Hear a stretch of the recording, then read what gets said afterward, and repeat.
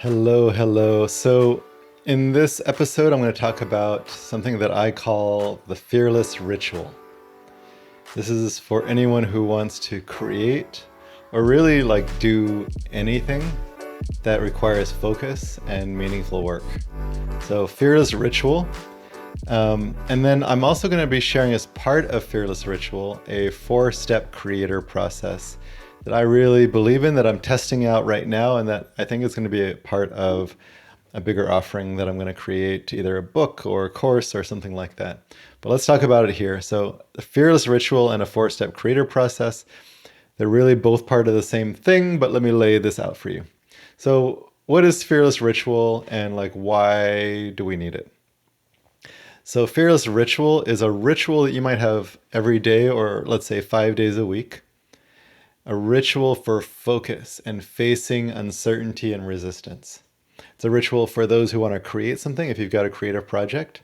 So it's perfect for that. But maybe you don't have a creative project and it's more like, I'm creating something that means something to me. A business or some kind of offering in the world. It's some kind of meaningful project that you're trying to move forward and that you might have some resistance around, some uncertainty around, some discomfort, something that makes you keep putting it off.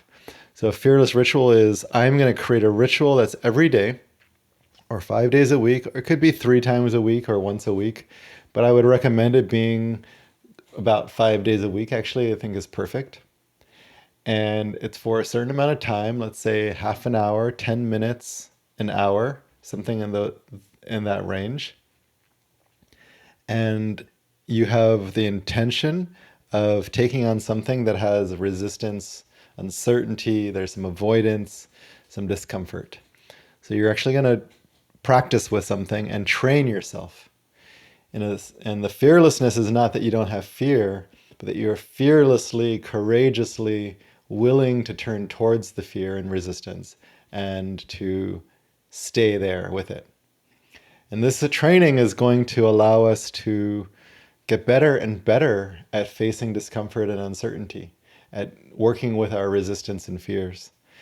And so if you do this ritual, it will have a couple of big effects. One is it's going to move your project forward. If you're doing this every day, your creative project is going to move forward. That's a given. It will happen. Maybe not in the way that you're expecting, but something is going to be moving. So that's the first thing. And the second thing is that you will start to get better at facing resistance. You're going to have better awareness of that resistance. You're going to be able to practice mindfully being with the uncertainty underneath the resistance, and then moving forward and working through it. So you're going to be practicing stepping into the unknown over and over and over again. And if you did that 5 days a week for a month, your ability to face resistance will greatly change. And if you do that for 2 months, 3 months, all of a sudden you are going to have much more trust in yourself, confidence, and ability to face any kind of uncertainty and discomfort. Now, I'm not saying you'll never have any struggles again, but I'm saying you will actually be expanding your capacity through this training. So that's what Fearless Ritual is. It's not just a daily ritual, like a habit.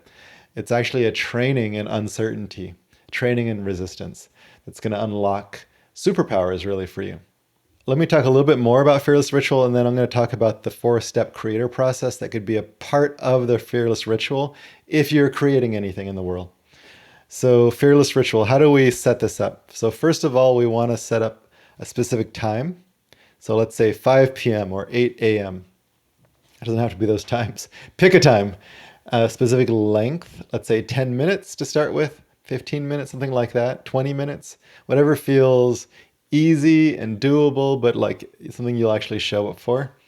For some people, it might be 30 minutes. And if you're like, that's freaking too easy, give me an hour. Okay, great. Don't do it longer than an hour to start with, unless you've been doing it for a certain amount of time. If you set it for an hour and you fail to do it every single day for a week, if you didn't do 5 times in the week, reduce it down to half an hour. If you set it for half an hour and you didn't do 5 times, you only did 3 or 4 times, or anything less than 5 for a week, reduce it to 15 minutes. If it's 15 minutes and you're having a hard time, showing up for that every day, reduce it down to 5. So we this is a auto-regulating system, which is that if we are showing up for every day, great. We could increase it if we want to by a little bit. And if we're not showing up for every day, then reduce it. Reduce the time, cut it in half, something like that. It doesn't have to be exactly half, but somewhere in that range. And that will allow us to show up for. So we're trying to find the right amount of resistance. So set it for a certain amount of time at a certain time of the day. Next, set up a reminder so you don't forget. Don't skip that one. Then have some accountability. Commit to others that you're going to do this every day. And then at the end of it, tell them that you will check in with them. Next, you want to have something to do when you first start. So let's say you play some music. You set up a timer. Maybe you sit and meditate or do some breaths. Maybe you dance around and move around and have fun with it. Maybe you write out a little prayer or poem or intention. Some kind of part of the ritual that starts the ritual. So I knew someone who used to light a candle to start his focus session. So you light a candle and now that signals the start. So some kind of thing that signals the start of a ritual. You also want to have something that signals the end of the ritual, a little, moment of gratitude, a few breaths, sharing it with others, checking in and saying, hey, I did my thing. And so some kind of closing part of the ritual. A ritual has a start and an end that are intentional. And anything else that feels really nice, having a little statue of the Buddha nearby, or your God looking at you right there and saying a prayer to them. It doesn't really matter. Thinking about your kids. So something that's really nice. Music is often very nice. Some kind of nice surroundings, incense. So this is a ritual, and you create the structure of the ritual, the start and the end, that are intentional, and then some kind of surrounding that makes this a nice experience. So what we want to do with a ritual is elevate what we're doing here above the ordinary. So this is not just another task to get through. If you do that way, it will be a failure. You're just going to be doing another thing to add to your plate. What we want to do is have a certain amount of time, again, it could be 15 minutes, that is elevated, that is sacred, held sacred, as if the most sacred thing you've ever done, like your vows in your marriage, or your vow to protect your kids. It's that sacred. If you elevate it to that level of sacredness, it will shift something for you. You'll be meeting your resistance with a sense of full devotion. And that's what we're looking for here.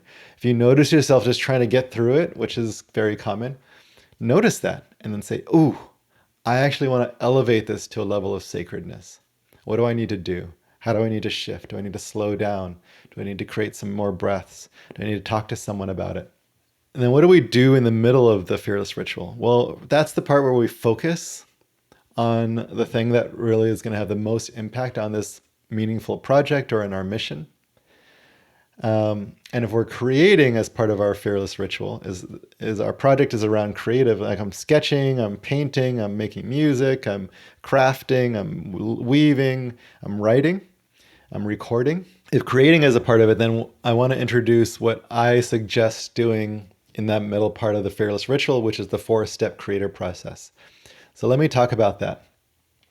So the 4-step process is, number 1, some stillness and reflection. That's number 1. Number 2 is make. Sit down and create. That's the part where we sing, where we play music, where we draw, where we write, where we record. So that might be the heart of it for a lot of people. And then number 3, we would share that. Every single ritual, every single day when we're doing the ritual, we're going to share what we just created with someone else. It could be one person, best friend, an accountability buddy, a coach. It could be a small group of people, another accountability group, a community, a group of people doing a challenge together. And if you want to do this with me and others, we have a team that is focused on this right now in the Uncertainty Challenge in Fearless Living Academy. Come in. Join my team. We're doing this process together, and we share what we're creating every day. So that's share as the third step. And then fourth step is to receive. So receive from some feedback. Maybe the other person doesn't give you any feedback. That's okay. But sometimes they will, and they're like, I really like this, or oh man, it made my heart sing, or oh, I think you should change this, or oh, when you did this, it kind of like made me feel bad about this. This is all really good stuff, and you want to receive it. So you share, which is an act of generosity and courage, and then you receive, which is their act of generosity and courage is sharing stuff with you. And it's an act of courage on your side to be able to receive that. And this is the part that's really hard, is sharing and receiving feedback. And so what we want to do, first of all, is be in each step one at a time. We don't want to get ahead of ourselves and think about, oh, are people going to like this when I'm creating it? No, if you're in step 2, which is make, stay there in the make part. Let yourself play, be creative, explore, just be messy. You don't have to worry about what someone is going to say because that's later. That's in step 3 or 4. You don't have to worry about sharing it. Right now, I'm just making it. As I record this podcast, I'm not sharing it with anybody. This is just me talking to a screen and having fun with it. So when you're in step 2, make, you're only in step 2. Don't get ahead of yourself. Really slow down with that part of the process. Once you're done with it, then worry about step 3, which is I'm just going to share it. And you just work the muscle of putting it out there, sharing it. But what you might notice is people resist sharing it because they're worried about step 4, which is to receive feedback. But we're not in step 4. We're in step 3 at this point. So when I'm done, I'm just going to go and post it. Post it on Instagram or TikTok or Facebook, Twitter, Mastodon, doesn't matter. Or in a forum where you are committed to sharing every day, or a WhatsApp group, or email, or text messages, whatever it is. So you share it, but you're not worried about the feedback or how it's going to land with them or what they're going to think, because the sharing is just you sending something out. So you're going to work the muscle of just sending out without worrying about the next step. I'm just sending it. I'm not thinking about what's going to happen. Sending it out, and we want to just practice that. When we get to step 4, we're going to receive the feedback. Now, this could be the hard part. So someone shares something with you, or maybe they share nothing, and that can mean something. So this is the part where we have to just allow ourselves to hear the gold in whatever they're sharing. Now, they might share a bunch of crap, but there might be some gold in there. Maybe there's no gold at all. But what if we could really trust that there's some gold? Now, maybe no one shares anything. And I'm like, well, where's the gold in that? Well, the gold might be in me being willing to allow people to be too busy to respond. They're just too busy right now. Or the gold might be in me, if no one ever responds, maybe what I'm sharing isn't actually evoking what I think it's evoking. That's actually gold, is getting that kind of feedback. Maybe there's something I need to change. Maybe I need to get on the phone with someone and ask them, you haven't been sharing anything in response to what I'm sharing. Can you tell me more? What is it not landing with you? Find the gold in whatever people are sharing. That takes us back to step 1 in the process, which I've skipped over intentionally. So in the beginning, in step 1, sit in stillness and reflect. What we're doing is we're asking ourselves, what do I want to create today? In this ritual, this fearless ritual, when I get to step 2, which is make, what do I want to make? It's I want to scribble. I want to, so don't stay too long in this one. We want to just let ourselves, ooh, it would be really cool to create something that was about spring and life and blossoms. Okay, great. That's all you need. You just need a little bit of a transmission and then go to step 2. Don't stay in step 1 too long. What should I create? It needs to be perfect. No, the practice is to just get some kind of little transmission, a little spark, and then go to step 2. But if you've gone through the first cycle, and let's say in step 4, you received some feedback, when you go back to step 1, we want to incorporate that feedback in the stillness and reflection and ask yourselves, what is the gold that I can take from that and incorporate in what I want to create today? So if they said, oh, that was really cool, but it was too much green in the thing that you shared about spring. Okay, great. I'm going to take that in and be like, oh, do I want to incorporate that gold? Maybe I want to like put more green in today and see what that evokes in them. Maybe that's something that I want to play with. Or maybe it's like, no, let me put a little bit more blues and yellows into it. A little bit of tinge of orange. Maybe there's something there. And so you don't have to incorporate people's feedback, but you do want to sit and say, like, what is the gold that I would like to incorporate? Or how do I want to respond to their response? So it's a little bit of a conversation or a dialogue or a dance. And that's step one. So in every cycle of step one, you're going to see like, what do I want to create? And like, how do I want to incorporate the feedback? It might be that you don't incorporate any feedback. That's okay. You just still get to create on your own. But if you do want to incorporate feedback, that can be a really important part of the process, is reflecting on, how do I want to fold that in? Then go back to step two. Okay, so that's the 4-step process. If you get into the process of creating like this, it will unlock a lot for you. You will slow down and be in each step individually, as opposed to trying to think ahead and what people are going to think about this creation. You will be taking in feedback and getting better and better through the feedback, and you will actually relax with feedback over time with practice. You will be sharing and developing the muscle of sharing, sending it out there without needing to worry about what their feedback is. You'll be getting a lot more information and seeing what resonates with people. You'll be developing an audience. You'll be standing for the possibility that people can be messy and be public about their messiness and create while they're still in process, and let others have permission to be that as well. And you might get people who want to pay you for stuff as you create, and they're like, I really want this. And that could be kind of cool. So there's a lot that can emerge from this process, but I really encourage you to practice this process, this 4-step creator process. Sit and reflect, stillness and reflection, make, share, receive. And that can be a part of your fearless ritual.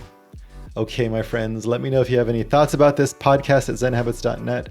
Otherwise, I trust in you to be in your process. Okay, bye everybody.